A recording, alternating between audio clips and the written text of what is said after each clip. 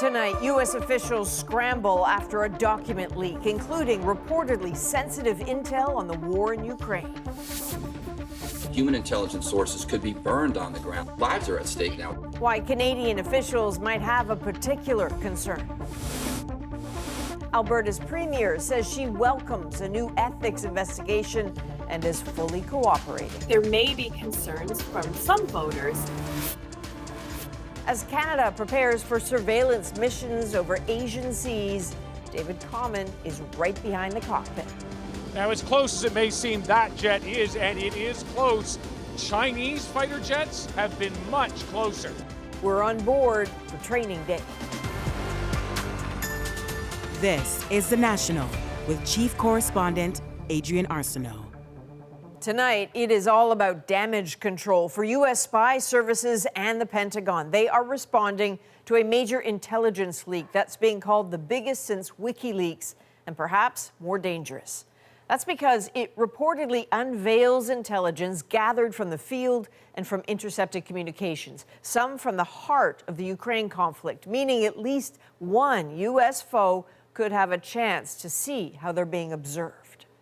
This leak has been brewing online for months, but now the New York Times and others with intelligence sources have run with the story. Rafi Boudjikanian shows us how serious all of this is. The urgency at the White House undeniable as news spreads around the world that top-secret intelligence was leaked. The president has been briefed, and he has stayed briefed and in contact with national security officials throughout the weekend. So the Department of Defense has referred this to the Department of Justice for a criminal investigation. The scope of the data leak is global, reportedly showing that the U.S. spies on allies like South Korea and Israel, secrets relating to China, and intelligence about Russia's invasion of Ukraine and the state of that ongoing war. It is set to reveal NATO and U.S. plans to bolster Ukrainian forces, according to the New York Times, assessments of Ukraine's air defenses, and evaluations of each country's troop levels. CBC News has not independently verified the documents. Some U.S. media say their intelligence sources have verified them, with warnings that some have been altered. Either way, the Pentagon is rethinking security clearances. There have been steps to take a closer look at how the information is distributed and to whom. They're talking about artillery rounds. We all know that Ukraine is running out of artillery. National security observers explain why the breach is significant. Human intelligence sources could be burned on the ground. People could be, lives are at stake now. Concern also in Canada, where spy agencies have long warned foreign state-sponsored actors could target private industry to retaliate against Canada's actions abroad. Canadians could pay a price for its support of Ukraine. This is absolutely something that we're going to be seeing more of in the future, and it should worry Canadians very much. And Rafi, it seems those documents reportedly include a nugget specifically about Canada's private sector.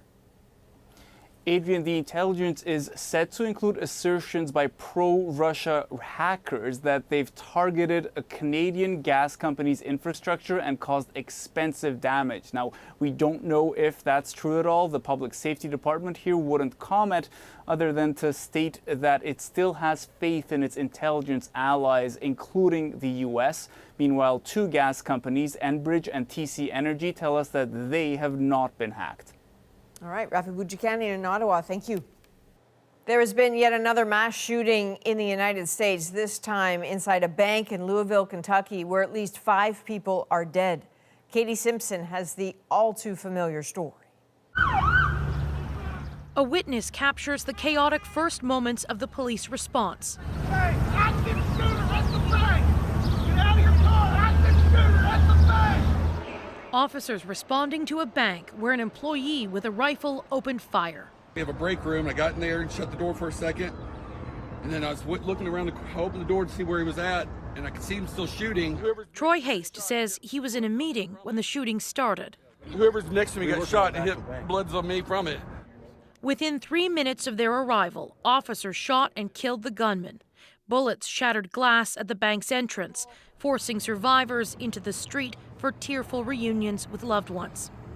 Police say this was a targeted attack, with the 25-year-old gunman live streaming it on social media. Evil should not try to prevail and take over our city. Among the seriously injured is Officer Nicholas Wilt, a 26-year-old who graduated from the police academy last month.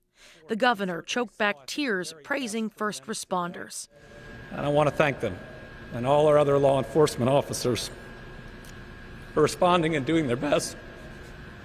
This is personal for Andy Bashir. One of his best friends, bank executive Thomas Elliott, was killed. Tommy Elliott helped me build my law career, helped me become governor, gave me advice on being a good dad.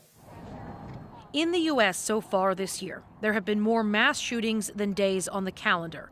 It fits with trends documented by Gun Violence Archive. Starting in 2014, it recorded 272 mass shootings, slowly building from that point until reaching a peak of 690 in 2021, before dipping to 646 last year. President Joe Biden again called on lawmakers to pass more gun control laws. But in this divided Congress, it's not going to happen. Katie Simpson, CBC News, Washington. And one of two black Democratic state representatives expelled from Tennessee's state legislature has been reinstated. Justin Jones has been elected as the interim successor for the vacant seat of Tennessee House District 52. Tonight, Nashville City Council members voted unanimously to reappoint Justin Jones as a representative. Jones then marched with supporters to the State House. He will retain his seat until a special election. Mr. Speaker, I want to welcome the people back to the People's House.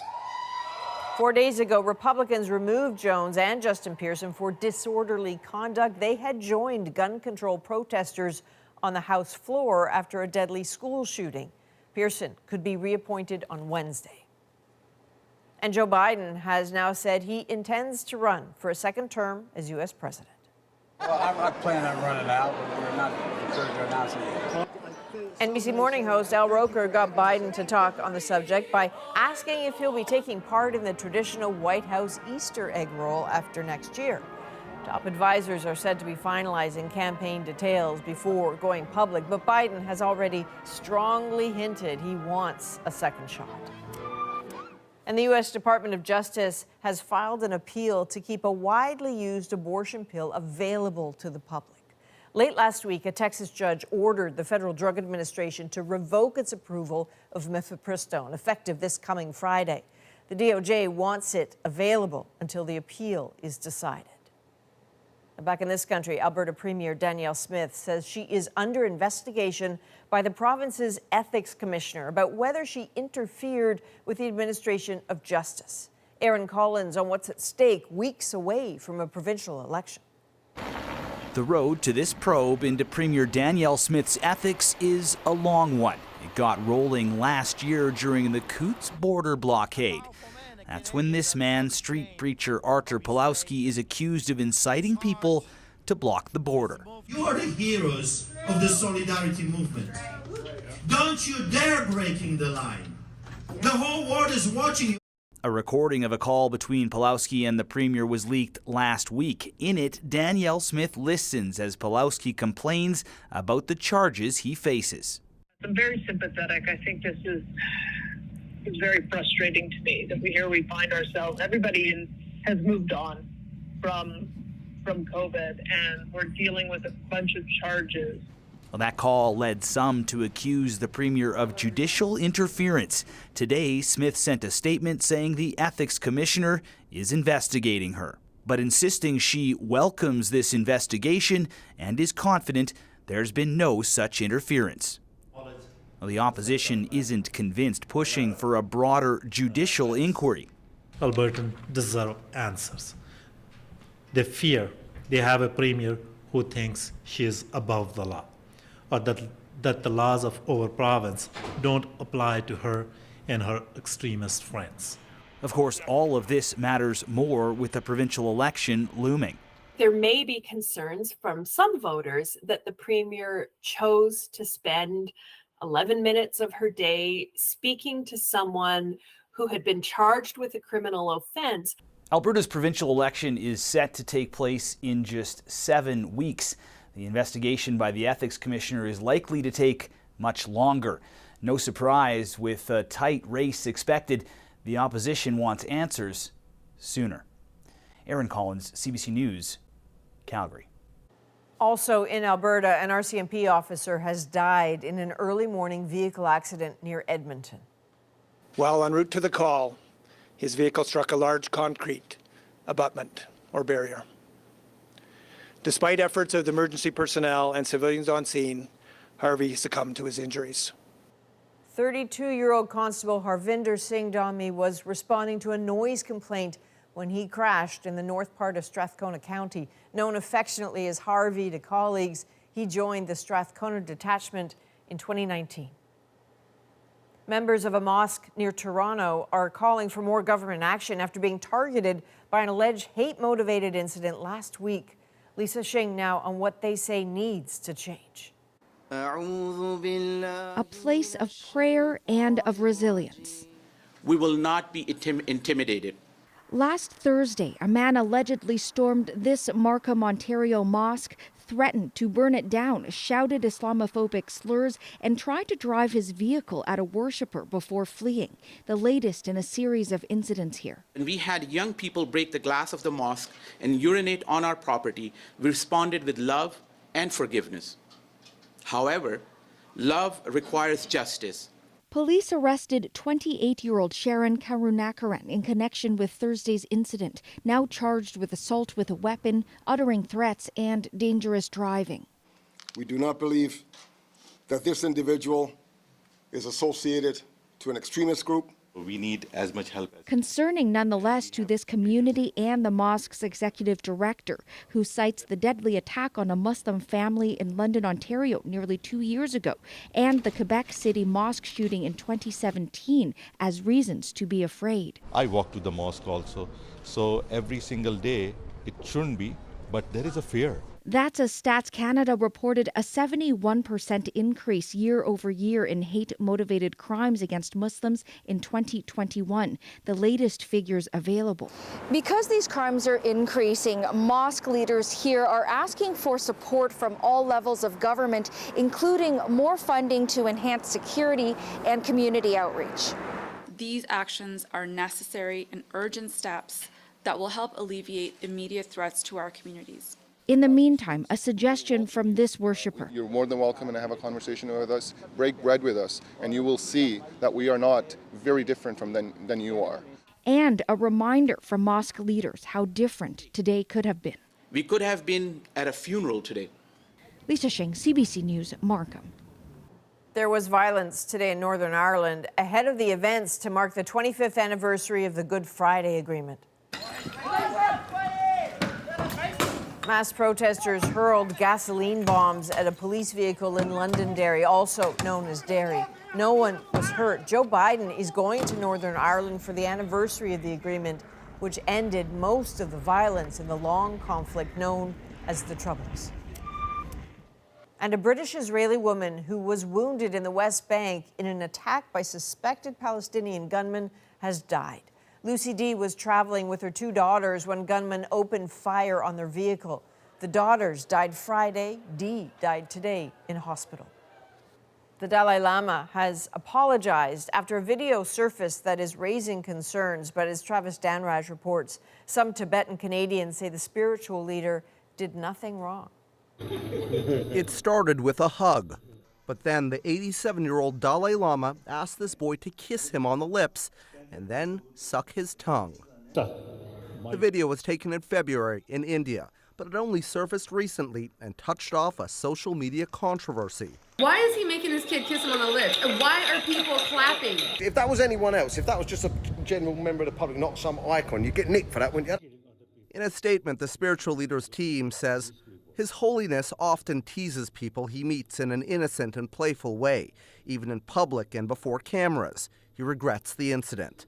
Still, child advocates have concerns. That's not the language they use even when they do it playfully with their parents or relatives or friends. So it's very evidently something which hits you on the face and you're like, why and what has happened in this video? Here in Toronto's Little Tibet, reaction couldn't be more different. Many in the community feel the outrage is overblown, and this all amounts to a cultural misunderstanding. He's like a funny. He's like a funny. The Dalai Lama is always like doing the funny things. I mean, do you think it's a mistake? It's not a mistake. He was fun with the kids. Is it appropriate for an 87-year-old man to ask a minor to suck on his tongue? That's a very bad question. If you look at Buddhist style, he's sending an indirect message in a playful way, basically saying that don't abuse sexually, especially of children. In traditional Tibetan culture, sticking out one's tongue is sometimes used as a greeting. You think it was kind of a cultural misunderstanding? Oh yeah, 100%. This is not the first controversy for the Dalai Lama. He's made contentious comments before, including one seen as sexist. Still, he has led Tibetan Buddhists for more than 80 years, much of that time in exile, and is yet to reveal any succession plans. Travis Danrash, CBC News, Toronto. Avian flu. It may pose little threat to humans, but it's got the attention of vaccine researchers who are trying to stay ahead of the virus in case possible mutations widen the danger. Sam Sampson on the urgency of their work. You won't find leftovers here. Instead, tools for research, dealing with a creeping influenza concern.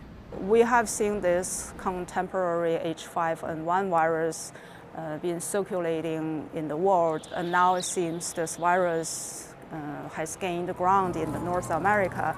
H5N1 has killed or infected more than 7 million birds in Canada since 2021.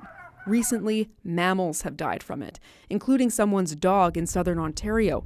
It died after chewing on a dead goose earlier this month. The threat to people continues to be low. But I see the urgency of developing vaccine. That's what's going on here, developing vaccines for birds and humans. Yan Zhou's team looks for pieces of the virus that this team can test on. The Saskatoon scientists are developing a series of vaccines against different strains of bird flu in case of virus mutation. We're not only trying to prevent the next human pandemic, but also pandemic in our agricultural species. At this point, Alison Kelvin says Canada's poultry industry is most at risk, which translates into economic worries. When one bird on a farm gets H5N1, the entire population may have to be culled. So the devastation it's twofold. It's one, the amount of the death and destruction that you're confronted with in the barns, and then there's the reality of you got to clean this mess up. Jelmer Wiersma says a vaccine preventing that experience would be great, but the challenge is finding the right combo. If it was in a method that didn't get the birds sick, we were still allowed to export, it has to tick all the right boxes. The Canadian Food Inspection Agency says it's developing vaccine policies with the poultry industry right now. Health Canada says it has contracts with manufacturers to quickly secure lots of human vaccines should that be necessary. Sam Sampson, CBC News, Saskatoon. Canadians feeling pinched by high inflation won't get any relief when they crack a cold one this spring and summer. Beer here is now $6 a pint. Not long ago, it was $5. Why the price of beer is surging. Next. Pamela Anderson has endured harassment, humiliation, and so much worse. We're whole people and not just tidbits of things that we throw together for press headlines. Tom Powers speaks to the former Baywatch star about finally telling her story in her own words.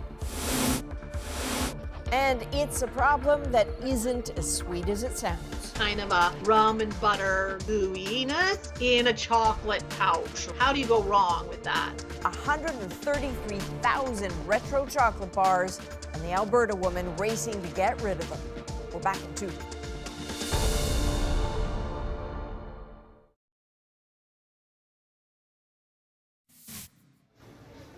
The death toll from Sunday's avalanche in the French Alps is now 6 after 2 more bodies were found.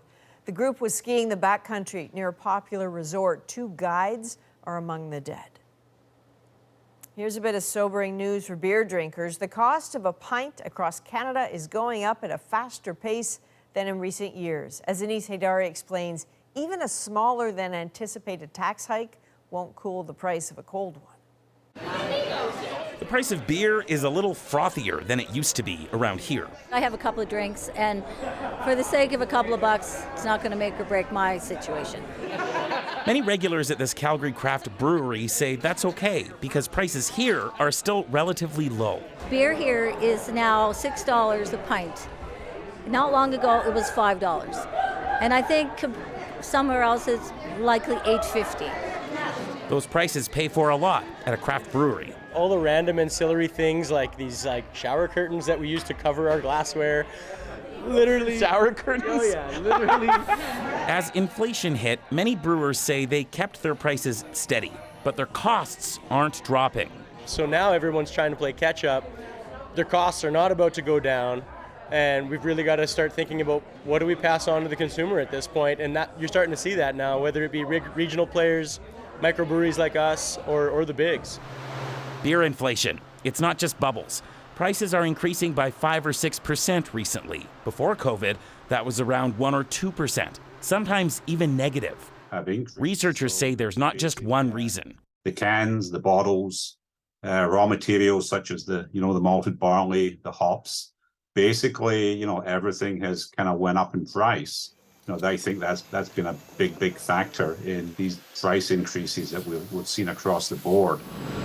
While a federal tax on beer was capped in the recent budget at less than a penny a bottle, grain prices are still high due to the war in Ukraine. And other costs, like aluminum, aren't dropping either. So inflation on your pint might not ease for months. It would have to get really crazy, I think, before people said, hey, I'm going to cut back. Back in Calgary, there's a quiet acceptance of the increases. It's bound to happen. Groceries are going up. Everything's gone up. So beer is just one of the things that is going up. For these friends, another pint together is worth an extra $1. Anis Hidari, CBC News, Calgary. The Canadian Armed Forces is taking part in a high-stakes surveillance mission in a part of the world where tensions are already running high. Now, as close as it may seem, that jet is, and it is close. Chinese fighter jets have been much closer. David Common with rare access as the crew prepares for dangerous encounters. And Canadian Pamela Anderson is setting the record straight with a revealing book and a new documentary. The fact that I get to tell my own story makes it feel better. Tom Power sits down with the former Baywatch star. The National takes you deeper into the story shaping our world. Next.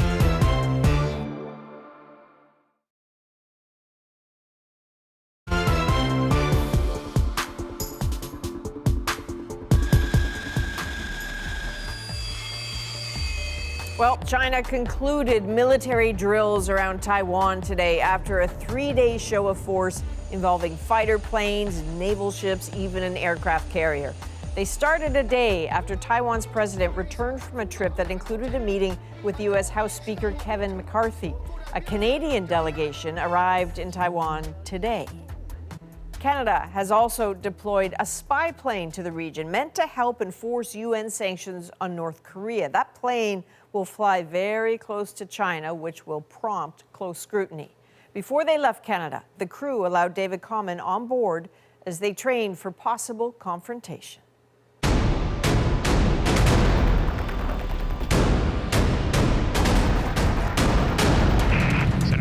Taxi check is complete. Good upshift your power. Roger.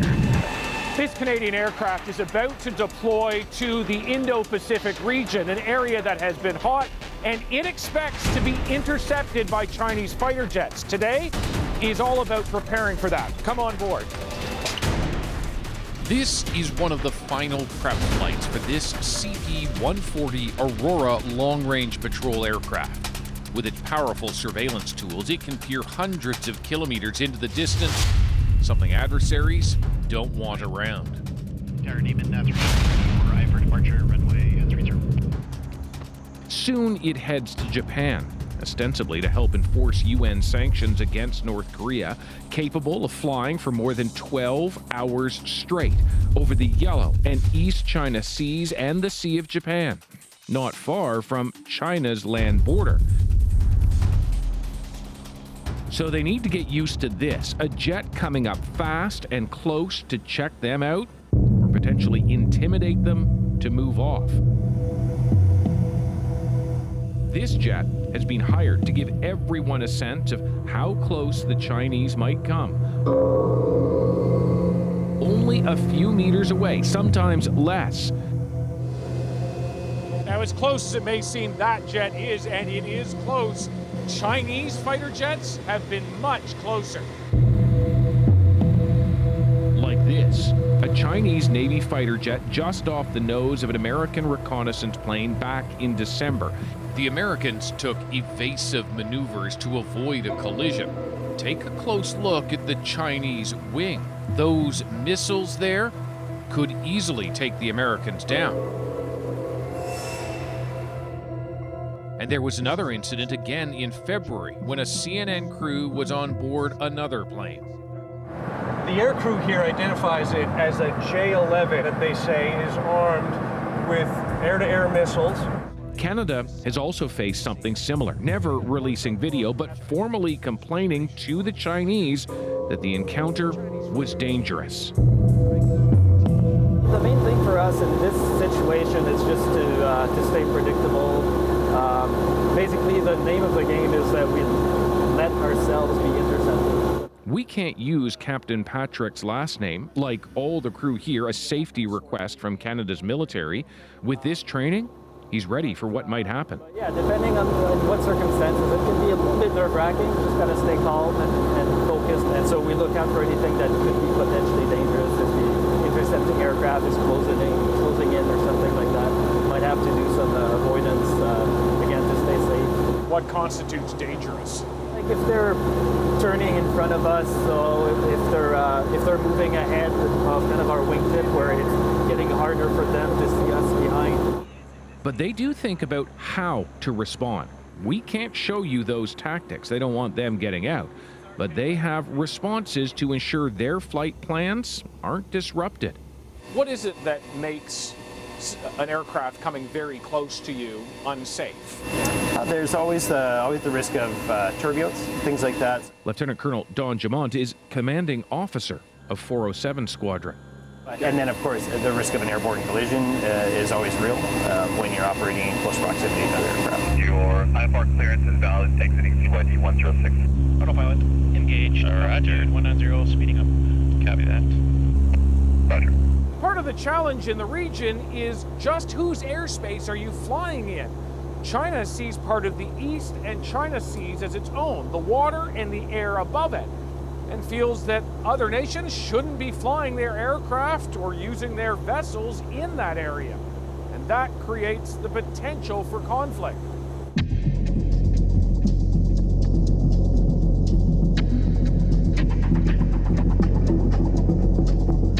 Whatever happens will happen over the water. So the Aurora is practicing now over the Pacific, flying low over the waves using what is considered the most powerful long-range cameras ever to track what it's doing. This is precisely the mission they'll soon be on. There are many that don't realize what the Aurora is capable of. It is multifaceted. The primary mission that we do is we hunt submarines. So that is our primary mission, is to hunt in the submarines. And other things that we do is reconnaissance, intelligence.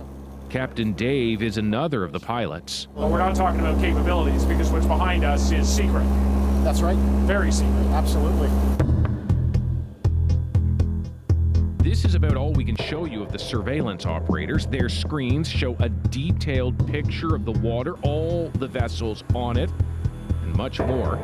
The Aurora can also peer under the water using sonar buoys fired from the plane into the depths below, with microphones and other tech to hear what's moving in the ocean. That would be things like submarines. Precisely. Yeah, exactly. What do you think of your job? I love it. It's a very specific job. And a job Canadian forces are increasingly being called upon to do. China is now the great strategic competitor to Western democratic nations. Canada dispatching warships into the waters surrounding the Asian nation. They too will be shadowed. China now has the largest navy in the world by number of vessels.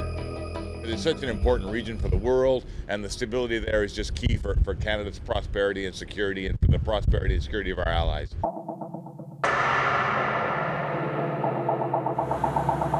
Canada alone can't do much. This plane, set to be replaced, is more than 40 years old. but it can't go off into the sunset just yet. In an increasingly competitive and dangerous world, there are ever more calls for military deployments. This Aurora and her crew, next to answer that call. So, David, as I watch that, I just really want to know, what's it like on that plane? Well, it's impressive, beautiful also, because you're right over the mountains or out over the ocean, sea and sky together, stunning. But of course, the military was taking a leap by putting us on that plane because of the secretive nature of what is in the middle, all of that surveillance equipment. I suppose it would not necessarily be unusual for the Chinese Air Force to try to intercept that plane. No, certainly not. In fact, the idea of interceptions, be it the Chinese or the Russians or Canadians or Americans or what have you, interceptions are normal. It's just now that this is happening in a strategically important part of the world, Asia, with China, a rising global power. And so the friction is much more there now. All right, David Common, as always, thank you. Thank you. Coming up, Pamela Anderson spent her career facing ridicule and seeing her personal life exposed on the pages of tabloids. But now the Canadian actress is finally having her own say. It's been an interesting relief. Now I feel like the whole story is there. Tom Power talks to the Baywatch star about her new book and documentary and why she moved home to Canada.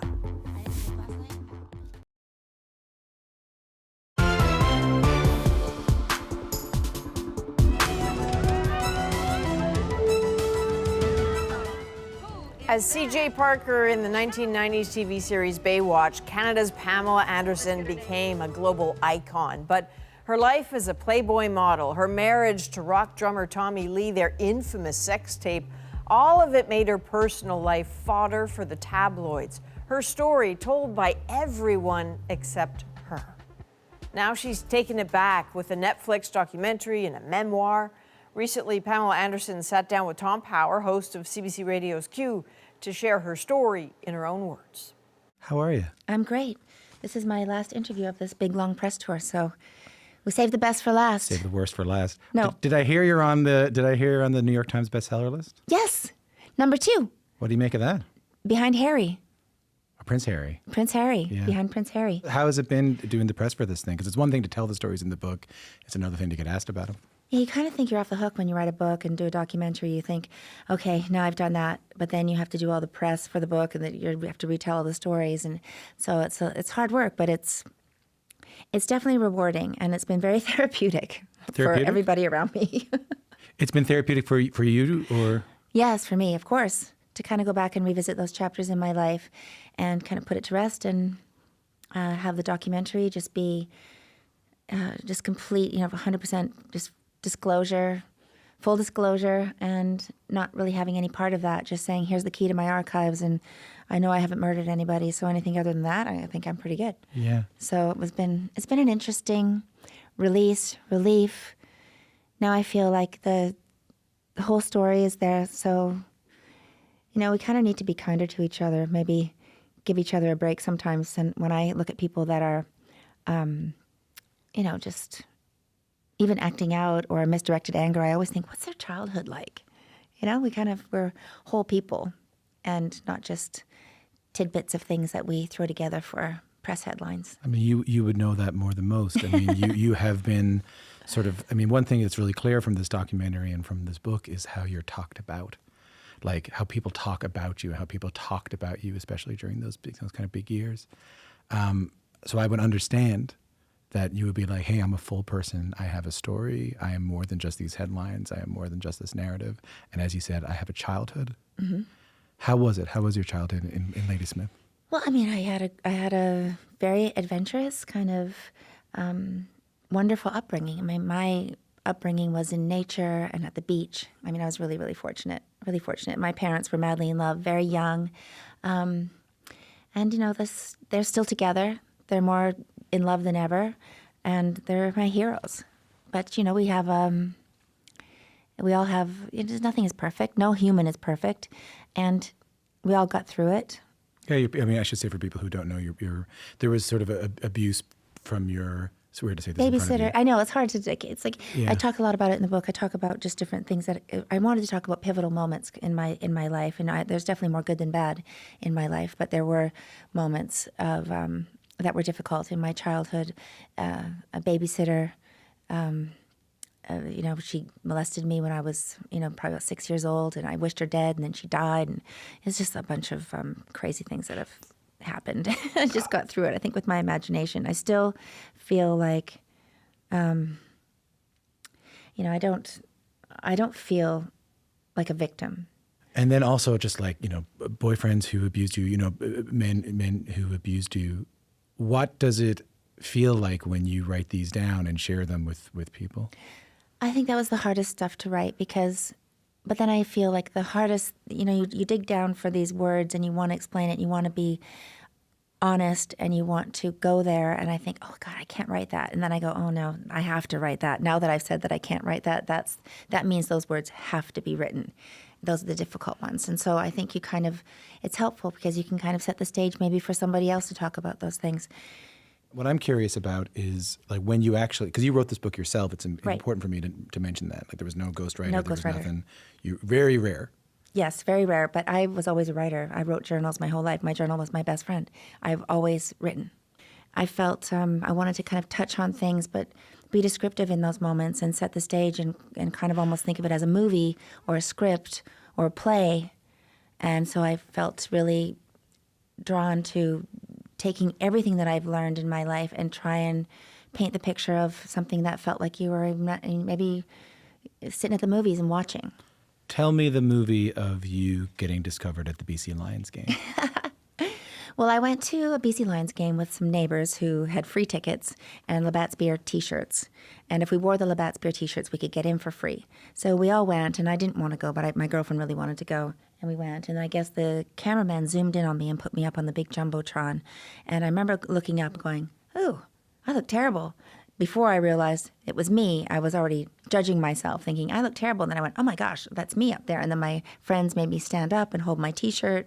And they kind of had me going back and forth all night and ended up on Monday Night Football ads. And Labatt's asked me to do a commercial. And then with the gym I was working at a tanning salon at the gym. And they asked me to do their advertising.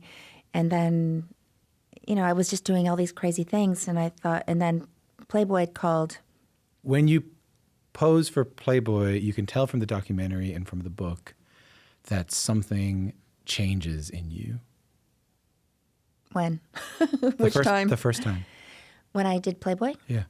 Well, I was extremely shy, if anyone can believe that. I was painfully shy. I actually felt paralyzed by it. And I was doing this as a leap of faith.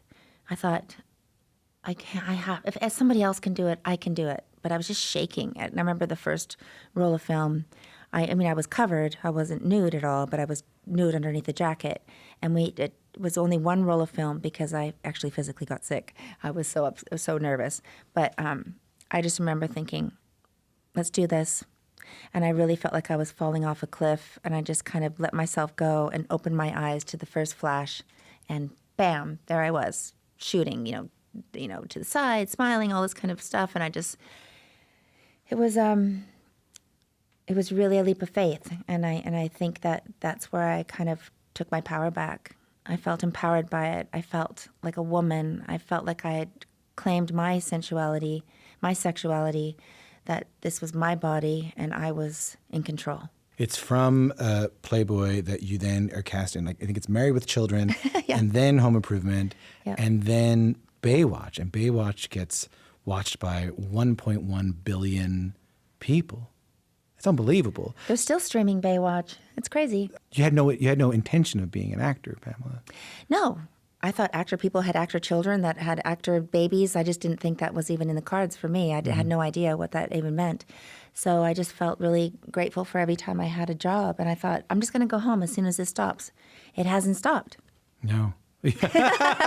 Like the fame, you thought the fame was going to go away very quickly. Well, I thought, if I don't get another job, it just kept on going one thing after another. And then, of course, I got married and had babies and that there's all of that story. But, there's... It's quite a wild ride, but it's nice to be home. It's nice to be home. I came full circle. I knew I was going to end up back in Ladysmith at some point. I just want another question about that time, and my question is about the way you write about it. Is that you never say sex tape, you only say the tape. Stolen property. Home movies that were spliced together.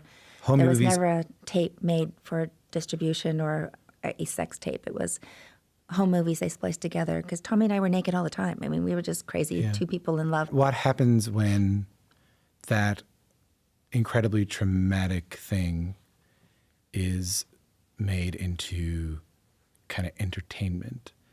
There was that TV show, the Pam and Tommy TV show, which I know you haven't seen. Yeah. It was interesting to me, to be honest with you, because when I first heard about it, okay, they're going to make a dramatization of this time in Pamela Anderson and Tommy Lee's life. But don't worry, they said. It's going to be about, the tremendous atrocities done to Pamela Anderson. It's going to be about her kind of goodness.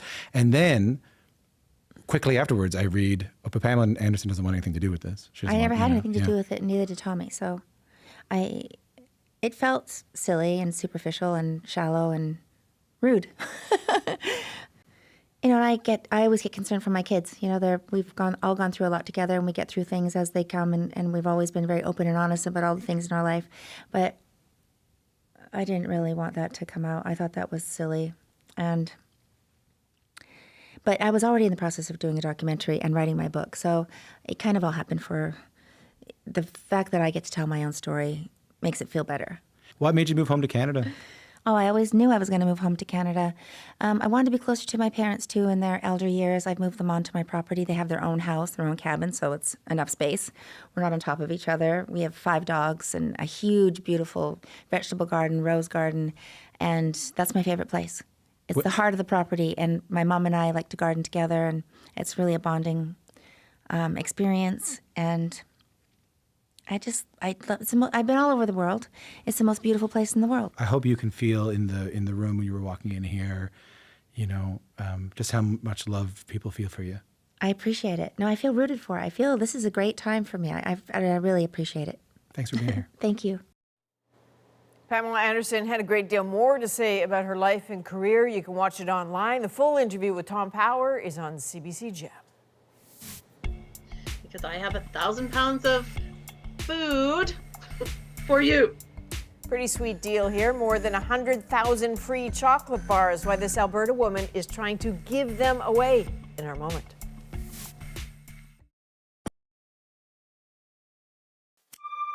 Out for a run. I see this commotion with the firefighters, flashing lights. I pull up, couldn't believe it. Some dude is stuck inside the Talus balls. Look at this.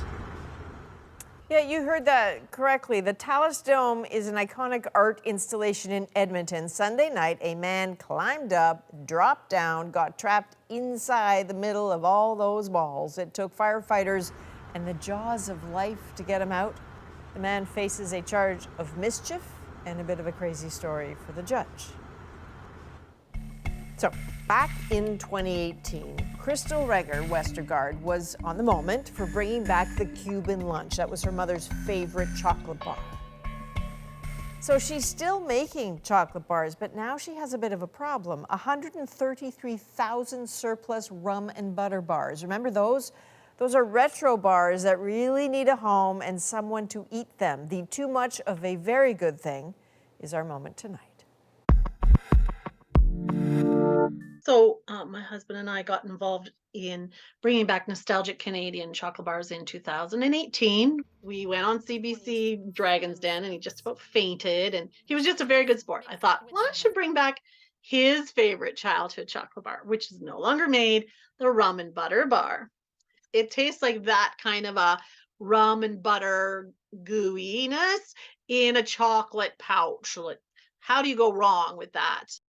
COVID hit, and then when they could finally get workers to come in, they made a whole bunch at once for us. So 133,000 of them, though, only have until June for someone to eat them.